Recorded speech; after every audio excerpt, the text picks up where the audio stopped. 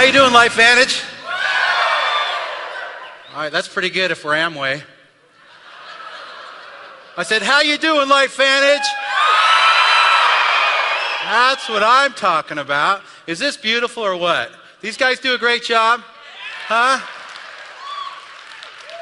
You like the hexagonal theme going on behind me? Consistent with our logo, our branding? I halfway thought about dressing up as a giant bumblebee and coming out of there. Not sure how that would have come across. You guys in the back getting used to the audio delay on the video? You get, huh? Because at first it's like a really bad one of those old Japanese monster movies. Godzilla! Over there!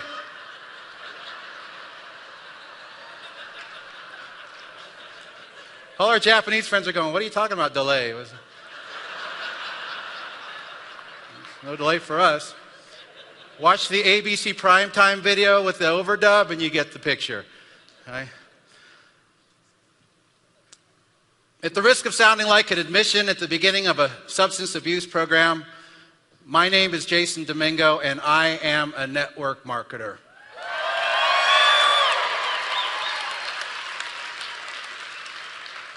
The question is, who are you?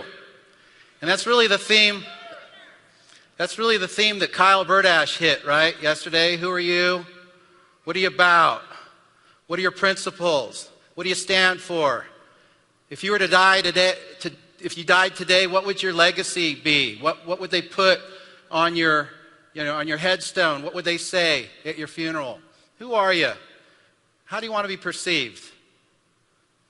Really tough question for a lot of people. Tough question. Here's a question that we all got years and years and years ago. What do you want to be when you grow up? Who wanted to be a firefighter? Anybody? Few of you? Policeman? Few of you? Doctor? Nurse? Right? Attorneys? Nobody. So just David, that's it. One attorney. Okay? What do you want to be when you grow up? Did any of you answer that question downsized? Did you? I want to be downsized when I grow up. That's what I want to be. I want to be homeless. I want to have my car repossessed. Right? I want to lose my home. Nobody started out that way. Nobody started out that we had no ceilings to what we wanted to become. There were no boundaries. We could become whatever we wanted to become. Astronauts, whatever. So let me ask you this question. At what point in time between then and now did not enough become enough? When did that happen for you? When did you decide it was okay to just march to the beat of somebody else's drum? When did it become okay to be told what your value is to the marketplace? When did it become okay to get in that gridlock wherever you live and fight that traffic? To go and sit before a boss that you can't stand? When did that happen for you? You guys all know my story. 21 years ago, I was just a kid that couldn't articulate it back then, but I was not going to fall victim to the 40 to 50 plan. And for those of you that are unfamiliar with the 40 to 50 plan, it goes like this. You work 40 to 50 hours a week for 40 to 50 years of your life to retire on about 40 to 50% of what you couldn't even live on when you were working. That sound familiar? If it doesn't sound familiar, and if you doubt that, after we disband from here today, go to McDonald's. Don't eat there, just go. And check out who's sweeping the floor. Is it the teenagers? It's not. Not anymore. It was when I was a teenager, but it's not today. It's not today. Okay? You have to understand what is happening to you in order to become effective at stemming the tide. A lot of you don't understand what's happening to you. So you just become a victim to the same thing over and over again. You fall for it. But you have to understand what's happening. Here's what's happening. Before 1850s, roughly, We were in what was called the agricultural age as a people, as a society. Okay? When the Pilgrims landed on this great land, I wasn't there. I'm not quite old enough. I know I'm take pro tandem, so I look younger than I am. But the Pilgrims didn't go, hey, we're going to set up unemployment over here and welfare over here and Social Security over here. That's not how it worked. We were an independent-minded people. You had to be independent. You were either a blacksmith or a log cabin builder or a farmer or something. You provided value to the marketplace or you died. It was survival of the fittest. You perished. Okay? We were independent people. We had to think for ourselves. What a great place it was. Then something happened. There was a shift around 1850 or so, and we moved from being in the agricultural age, where we were independent-minded. We started gathering around what? Raw materials and factories and bosses and other people, and we shifted into what's known as the industrial age. And what happened is we made a shift. Our brains made a shift as well. We went from being independent to dependent. Like your kids are dependent upon you for a house, a roof over their head, and meals. We became dependent on somebody else for our wage. Somebody else to put food on our table and a roof over our head. It changed everything, and not for the better. Well, there was another shift that occurred about the 1980s, late 70s, 80s. We shifted again as we moved from the industrial age to the information age. Now what happened in the information age? Technology began to displace the American worker. Since the number one goal of any company, especially the publicly traded ones, right, is to increase their bottom line, increase profitability, what happened when a computer could replace 100 people? What did they do? What decision did they make? They replaced the people. Okay? They replaced the people. Look, there was downsizing, capsizing, right-sizing, whatever you want to call it, long before this current economic climate hit. People have been losing their jobs for a long time now. And you have to understand why in order to fix it for you. Our children right now, those of us that have college-age children, our children are going to school and they're spending lots of money. They're going into debt for tens of thousands of dollars to get a job that doesn't even exist. It's not out there. And they get these degrees and they're saddled with all this debt and they wonder why they can't get a job to pay it off, let alone take care of themselves. It's not there anymore. So let me tell you how this whole thing works. The only people that are going to survive the shift as we go further into this technology information age, the only ones that are going to survive are the ones that shift from dependence on somebody else back to independence. Entrepreneurship is the only place to be.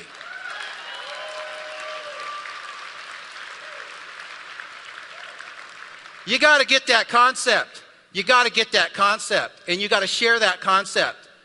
Okay, because there's lots of people out there that need to, when you understand, when those things start to make sense, right, doesn't it, everything else kind of falls into place, doesn't it?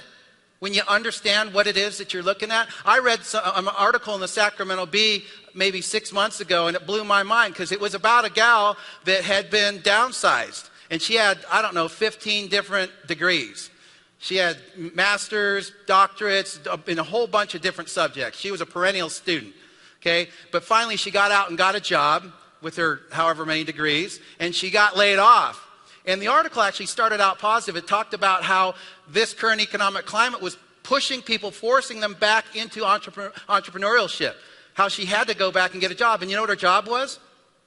Cleaning houses. Okay, and it made it almost sound like that was below her. Are you kidding me? It's not below anybody. Hell, I sold vacuum cleaners. Okay? It's not below anybody. You've got to provide.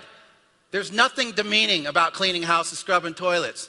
You're taking care of yourself. You're taking care of your family. You're independent, okay? But they talked about how she was doing this, and it turned rather positive, actually, in that, more people were looking at entrepreneurial endeavors in order to replace what they'd lost in corporate America. It actually started out very, very positive. The last paragraph blew my mind. You know what she says? And I'm going to paraphrase because I don't remember the quote exactly, but she says, I really would like to have an employer call me and get me another job because I need that security. Are you kidding me? Security? You mean like that security that just fired you or laid you off? That security? You want to go back to that? Blew my mind. She didn't get it. She didn't get it. Apparently nobody taught her about the shift that had occurred and continues to occur. Okay? When I was first introduced to network marketing, and my mentors couldn't, or not my mentors, but the people that sponsored me, they weren't by any stretch my mentors. I was a victim of a hit-and-run sponsorship, right? It was a drive-by enrolling. Those guys came up 2 hours, signed me up, and went back 2 hours, and that was about the extent of it. I don't think they knew what they were doing, okay? But what I learned in network marketing was the difference between linear income, which is the income model of the working class, nothing wrong with it. Sound like Jerry Seinfeld, if you're okay with it, okay? Linear income, the income model of the working class, and residual income, the income model of the wealthy. How's that sound? Okay? Yeah, linear income, you're in constant exchange. There's a constant exchange for dollars. You're either trading hours for dollars or sales for dollars. It's just a constant exchange. Okay? What happens to the dollars when the hours stop? They stop.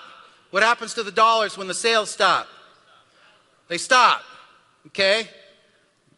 Not a good model. Okay? Not a great model. And I got into commission sales because I couldn't stand corporate America. I got out. I couldn't stand somebody else telling me what my value was to the marketplace. I'm a guy that likes to wake up when he's done sleeping. I don't like to get out and commute traffic. Okay? And so commission sales was a vast improvement for me over corporate America, but it wasn't perfect. And I didn't even know what perfect was because I realized very quickly, or maybe not that quickly after 3 years, that I got to keep humping it every month, every month, every month. And do us commission sales people sock away a bunch of money for retirement? Do we? No. What do we do when we have a good month? We ratchet up our lifestyle, commensurate with our month. And so it wasn't ideal. It wasn't ideal, and I didn't know what ideal looked like until network marketing came into the picture. And here's what I learned, the difference between linear income and residual income. Linear income, the income model of the working class. Residual income, the income model of the wealthy. I love to use this example taught to me, suggested to me by Mr. Mark Shinsato. Who in here is familiar with the name J.K. Rowling? Okay? What did she write? What's she famous for? Harry Potter. How many times did she write Harry Potter? Once. She's got several books, but she wrote each book one time. Yet every time somebody buys a copy of the book, what happens to J.K.? She gets paid. Anytime somebody goes to the theater and watches one of her movies, what happens? Cha-ching. Anytime somebody rents the video, the DVD, what happens? She gets paid. Anytime somebody buys an action figure, Harry Potter, what happens to J.K.? She gets paid. A t-shirt with a Harry Potter likeness on it. She gets paid. And if you think for 1 minute that the people going through the Harry Potter theme park in Orlando, Florida right now, for every time that turnstile rolls, that she doesn't get a cut of that, you're dead wrong. Okay? That is residual income. You do the work one time and you continue to receive the monetary benefits of that month in, month out, year out, into perpetuity. Okay? Now, if you're good enough to sing, and people actually like to listen to you, okay, then maybe you can record a CD. And every time somebody buys that CD, you'll receive a royalty. Anytime somebody downloads one of your songs on iTunes, you're going to get paid. Okay? Now, I don't possess either of those strengths. Okay? Can't write a book like Harry Potter. I can't record a CD. Oh, I could record a CD. You wouldn't buy it. Okay? So I looked at network marketing and I went, this is brilliant. When I saw this model, I mean, it was like the clouds opened up and the sun shone and the angels sang. Because it was absolutely brilliant. There's one of my angels right there. Right? what I learned was I can work really hard, and that wasn't a problem for me. Hard work wasn't a problem for me. I could work really hard for a stretch, build an organization, and retire on it. And when I retire, the check doesn't go away. It follows me. And what was fascinating even more to me is that if you build it correctly, it actually grows in your absence. How's that for a concept? Go back to your boss on Monday and say, you know what? I want to take the next year off, but I want that check to keep coming to my house. And every month, I want a $4,000 raise. See what happens to you. Okay? You guys got to get your heads wrapped around this thing and move very, very quickly. Think fast on your feet. Are we a pyramid scheme? Okay? People are asking you, are you a pyramid scheme? But before you answer that question, you may want to ask them, you like pyramid schemes? Because they may be in search of one. Somebody asked me one time, are you a pyramid scheme? I said, no. And they said, dang it, because I'm looking for one of those. I made a bunch of money in one a few years ago. I'm like, wait a minute, did I say no? I meant yes. They don't even know what a pyramid scheme is. They're referring to a network marketing company a lot of times. Okay? Are we a get-rich-quick scheme? Are we? Well, let me ask you a question. Is $100,000 a month, do you consider that rich? Creating it within 2 years, is that quick?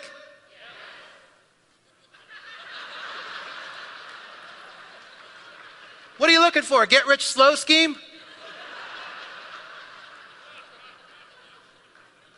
Come on. Get to work. Be creative. My mentor in 1995 taught me a lot of what I teach today. And these concepts stuck with me, and I teach them, and I hope they get through to you. He said a few things that they just went through all 150 layers of my thick skin and eventually got right to my heart. And he said, you know, Jason, you're either building your dream or you're building somebody else's dream. Whose dream are you building? Okay? Think about what you do on a day-to-day basis. If you're somebody that likes to camp out in front of the television set all day on Sunday watching all those NFL games, one after the next, from 10 a.m. until whatever, 2 o'clock in the morning if you live on the East Coast, right? The NFL loves you. So does Budweiser. Okay? But at the end of that day, when all the scorecards are in, what difference did it make in your life?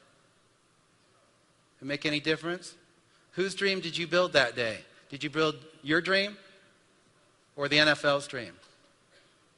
He also said, you will become the combined average of the 5 people with whom you spend the most time. Let me say that again. You will become the combined average of the 5 people with whom you spend the most time. So start taking inventory of your relationships. Okay? If you spend all day, every day in a park playing checkers, chances are you're going to make your bed that night on that bench over there and use newspaper as your blanket. Okay? If those are your influences, that's who you'll become. On the flip side of that, if you hang out with 5 millionaires, if those are your influences, 5 millionaires, even if you don't have a penny to your name, chances are, after a period of time, you're going to pick up a nugget or two, won't you, that will transform you. Now, you may not become a millionaire, but you're going to be in a whole lot better shape than you were before. Okay? And I'll just say this. I said this in our leadership training with me and Blue. If one of your 5 influences is a negative spouse, that too is a decision. And I'm not here to criticize or judge any of you. I'm just shining a big old spotlight on it so that you can take a look at it for what it is. Okay? Don't think that the people around you aren't noticing. Don't think that your organization isn't looking at you as the example. And don't think for 1/2 of a nanosecond that your kids aren't modeling you too. Because they are. They watch you, even if you don't think they're watching you, they're watching you. And their eyes may not even be on you, but they're getting you. And let me give you a concrete example of that and how positive and powerful this business is on your kids. About 5 days ago, my son comes into my office. Little Elias says, "Daddy, that Elliott Crescent medal is pretty special, isn't it?" I said, "Yeah, Elias, it is very special. There's not too many people that get that." And he says, "Yeah, it's like Henry Ford and the Wright brothers, they got it, right?" I said, "Yeah." And I think, I think Joe McCord was the last recipient of Elliott Crescent. And he says, "You know what, Daddy? Dr. McCord should bring it to convention." Who's been to the store? That came from an 8-year-old. Okay? They are watching you. They are hearing you. They are feeling you. What example are you setting for them? Because you're their model.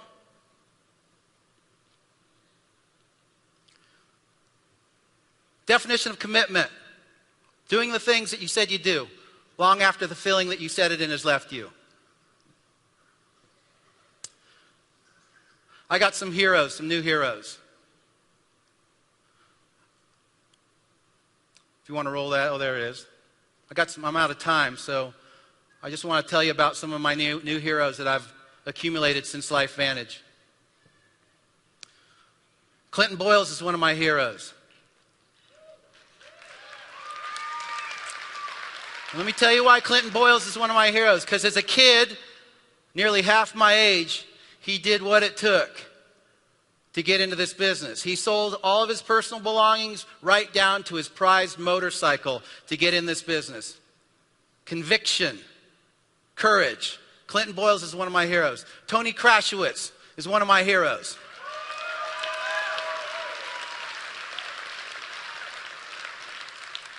Because a man lost his spouse, his best friend. He could be home right now in the fetal position, wondering why him. But he's got 8 kids, for crying out loud. He could live in a shoe.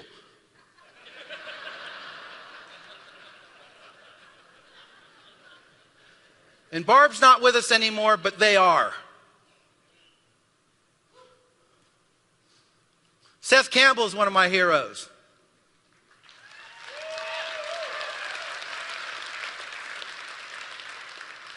Because here's another kid that gave up his dream to be a chiropractor halfway through his education to pursue this. Talk about courage. He's a kid that left his wife with their 1-day-old baby to come out here and participate in this because he knew how important it was, not just to him, but to his team, that he be here. Don't know how many of you in the audience would have done that. I don't know. I'd hope all of you would, but I don't know. Every single Japanese distributor in this audience is one of my heroes.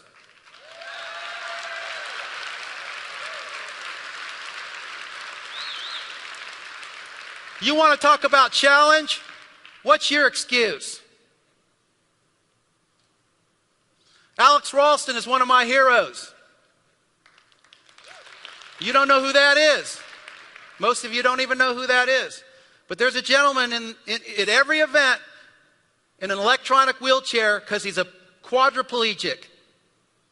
And he's at every single event without fail.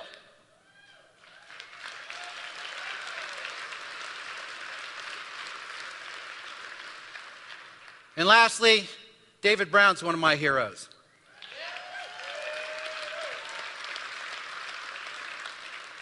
Because he had the courage to go before a stodgy group of board members in a publicly traded company and tell them that that product was meant for network marketing.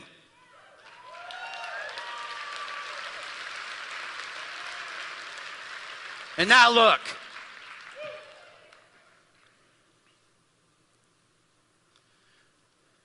Who are you? What do you stand for? What are your principles? What's your message? My name is Jason Domingo. I'm a network marketing distributor. I'm a father. I'm a husband to this beautiful lady right here. And I I'm LifeVantage. Thank you. I dare you to